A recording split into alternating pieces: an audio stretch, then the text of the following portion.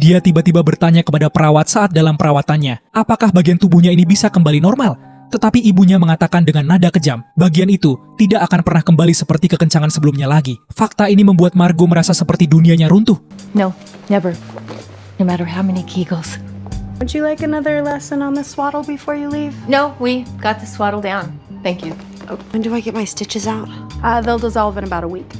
Tepat setelah operasi, Margo langsung dipaksa keluar dari rumah sakit karena dia tidak punya uang untuk membayar sisa biaya. Jadi, dia tidak punya pilihan selain memaksakan diri mengemudi mobil rusak milik temannya dan membawa bayi barunya kembali ke apartemen berantakan miliknya. Sepanjang jalan, Margo bahkan tidak percaya bahwa dia baru saja melahirkan dan sudah meninggalkan rumah sakit. Perawat bahkan tidak memberinya instruksi apapun. Ibunya mengatakan bahwa membesarkan anak sebenarnya akan mengejutkannya. Banyak hal akan datang secara alami. Did it for you when you had me? Oh, yeah, like riding a bike. Begitu mereka sampai di bawah apartemen, ibunya mengakhiri kebersamaan itu seolah-olah sedang melarikan diri. Margo bertanya tidak percaya apakah dia punya urusan mendesak, tetapi ibunya tidak menjawab langsung. Sebaliknya, dia dengan lembut berkata bahwa dia percaya Margo bisa mengurus si kecil sendirian. Sebelum Margo sempat memikirkan apa yang harus dilakukan selanjutnya, ibunya pergi dengan mobil dengan kecepatan tinggi. Namun yang sedikit menghibur Margo adalah teman sekamarnya sudah menunggunya bersama, dan mereka bahkan memasang tanda di pintu untuk menyambut kehidupan baru pulang. Hi, Bodhi. He's so cute. So cute. He's so tiny. Oh, what a miracle. Tapi kegembiraan Margo segera hancur oleh rasa sakit hebat di tubuhnya. Melihat bayi yang menangis, dia cepat-cepat duduk dan mengangkat pakaiannya tanpa ragu untuk bersiap menyusui.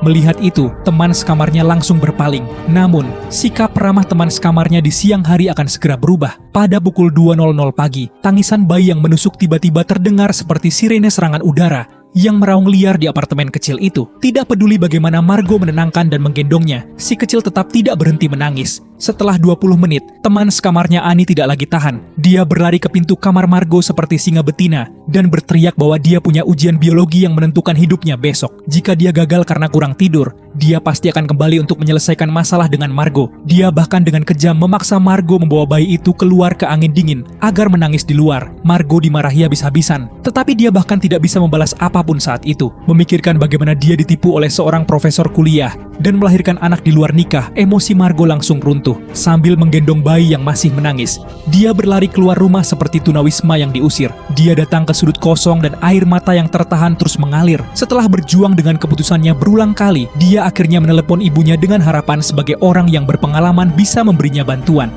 Hey, Mom. What's the matter? Oh, nothing's the matter. Everything's fine. What's the matter? I don't think I'm gonna make it. Yeay.